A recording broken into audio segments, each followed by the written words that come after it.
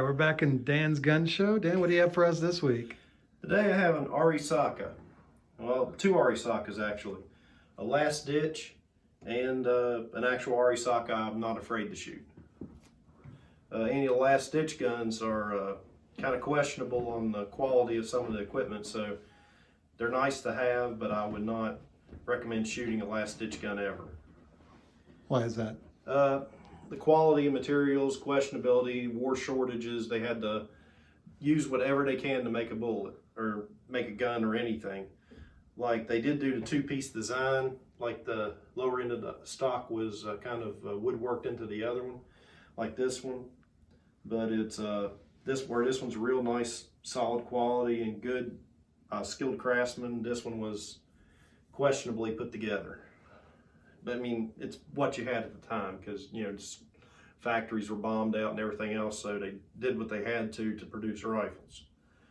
And let's talk about the bullets. This is a common 5.56 or 223 bullet used in AR-15s. This is an Arisaka 7.7 by 58. And there's a lot of punch behind this one. If you ever had to buy these bullets, they're pretty expensive. You can run $80 for a good box of Arisaka ammo, which is about 20 rounds per box. And this Top Gun, though, I have shot. It's fully functional and it's pretty accurate, actually. What's interesting, though, this one comes with aircraft sights. So you could actually pump it up and have a lead on the aircraft, which is very interesting. It's the only rifle I've ever seen with such a thing on it, anything I've ever shot or played with, and that it's an oddity that's pretty known to the Arisakas. Another thing is, a lot of Arisakas, when they were caught or captured, they normally did not have the Emperor's Mon on it, which you can see this one still has it. In the last ditch weapon here, you notice the Mon itself has been taken off and the aircraft sight has seen better days.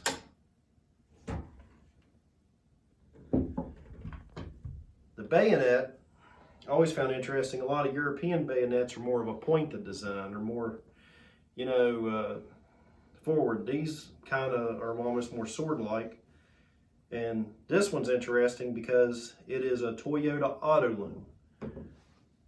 You can tell by the maker's mark on the bottom. When I told my wife I picked up a Toyota, she was not impressed when I brought this home, and there's some explaining to do.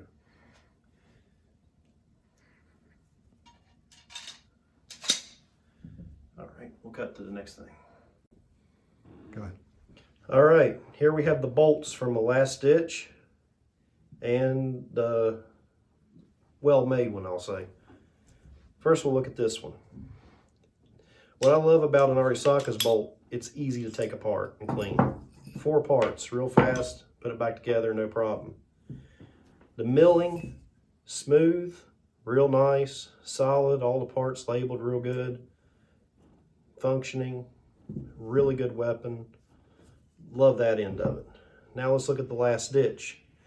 And this was a captured, so how the guy picked it up, that's how it was when he found it. So, and he told me this was probably the biggest, most interesting thing he found when he actually took his gun apart the first time.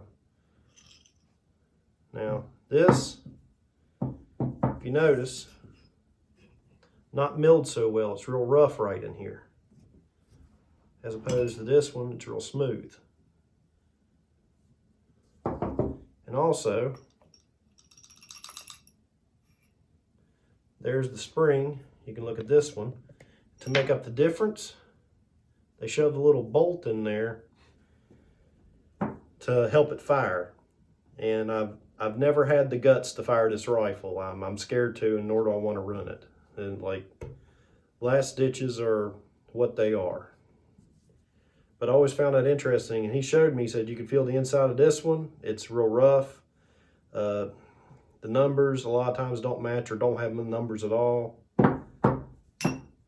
as opposed to the actual one that was put together.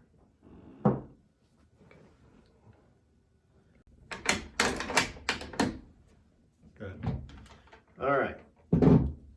Biggest thing is they copied from the Germans with for the Car 98, the way the bolt works in there and seats inside the machine.